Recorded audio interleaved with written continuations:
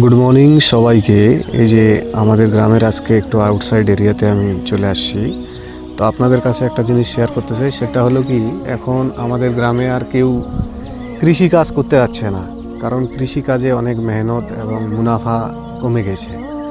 তো সবাই একটু একটু করে কৃষি কাজ করতেছে এবং মাছ চাষের দিকে বেশি ইন্টারেস্টেড, কারণ মাছ চাষের লাভটা একটু বেশি।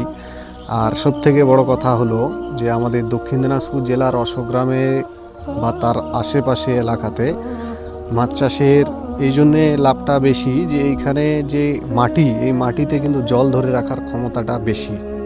অন্যান্য জায়গায় জল ধরে রাখতে পারে না, তো এই যে জল ধরে রাখে, এই জন্যে মাছ চাষটা একটু ভালো হয়। তো এরকম অনেক পুকুর এইখানে, এই যে এই পুকুরের পাশে আরও দুটো পুকুর।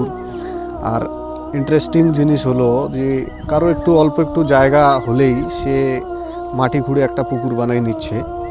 যেমন এই যে দেখুন, এই যে দেখতেছেন, এটা একটা ছোট্ট একটা খাল, সেই যে জাল ঘিরে রেখেছে, জাল ঘিরে রেখে এইখানে সে মাছ চাষ করতেছে। মানে গ্রামের সবাই একটু চাচ্ছে যে নিজের খাওয়ার মাছটা অন্তত যাতে সে চাষাবাদ করে খেতে পারে, কিনে না খেতে হয়।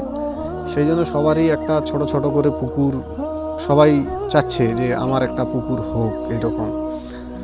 তো যাই হোক, ধন্যবাদ সবাইকে।